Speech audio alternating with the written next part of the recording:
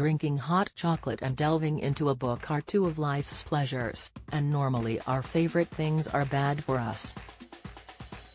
Curling up with a gripping story and warming your insides with a cup of hot chocolate could actually help you live longer, apparently.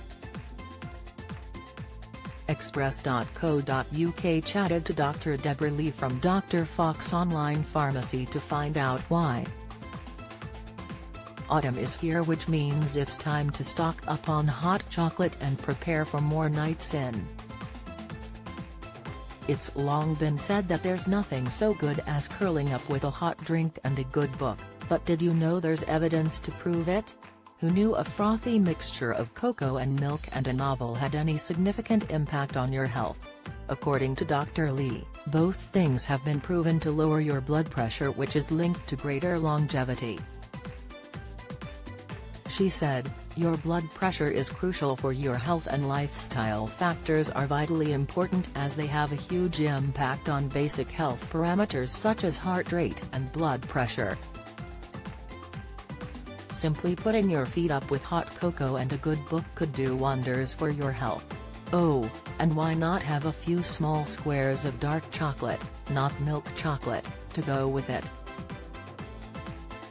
Why is hot chocolate linked to a prolonged life? Cocoa contains large amounts of flavonols such as epicatechin, catechin and procyanidins, which are specific plant metabolites that are thought to be able to lower blood pressure. Dr. Lee explained, these flavonols induce the production of nitric oxide, which is a vasodilator. Some studies have also shown they help regulate blood glucose levels by improving insulin sensitivity. They also inhibit angiotensin-converting enzyme, ACE, the enzyme needed to produce angiotensin II, a potent vasoconstrictor that elevates blood pressure. As ACE inhibitors, cocoa flavonols are therefore likely to lower blood pressure. In a 2017 Cochrane data review, the authors included 35 trials that examined the effects of cocoa on blood pressure. They concluded that cocoa consumption causes a small, 2 mm Hg, fall in blood pressure. On top of that, the fact that consuming cocoa can lower blood pressure has been noted in Kuna Indians who live in the San Blas Islands off Panama. Dr. Lee pointed out, native Kuna Indians drink 3 to 4 cups of cocoa per day and are known to maintain normal blood pressure. However, Kuna Indians that migrate to the mainland and change their diet, develop a similar risk of high blood pressure to those of Western populations. Don't go dairy-free when it comes to hot chocolate, as milk adds an extra boost to the health benefits of the drink. Milk too has been found to lower blood pressure.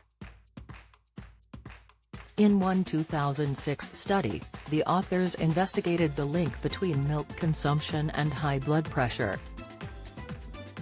They discovered, using data from 4,959 participants, that those who had the highest intake of dairy products, at least twice a day, which included milk, had a lower risk of high blood pressure than those who only consumed a minimal amount, Dr. Lee said. The doctor explained, this finding was not thought to be due to the calcium content of the dairy products, but the authors suggested it could be linked to other constituents of milk, such as magnesium and potassium, which are vital in the control of blood pressure.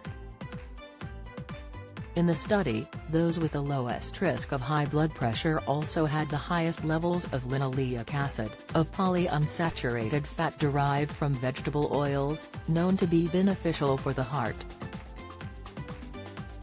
The authors also discovered a link between a low saturated fat intake and a lower risk of high blood pressure, implying semi-skimmed or skimmed milk probably has advantages over full-fat milk in those at risk of heart disease. Does reading lower blood pressure too? You might be surprised to find out that the simple act of reading lowers blood pressure, so imagine the impacts when combined with hot chocolate. In an interesting 2009 study, researchers set out to establish the effects of reading, yoga, and humor on stress, heart rate and blood pressure, and reading was just as good for you as the other things. Dr. Lee said, 22 college students had their stress levels measured using a stress inventory. They then participated in one session of either reading, yoga or humor for 30 minutes, once a week, for 3 consecutive weeks. Their blood pressure and heart rate were recorded before and after each session, and after each intervention, their stress levels were also measured.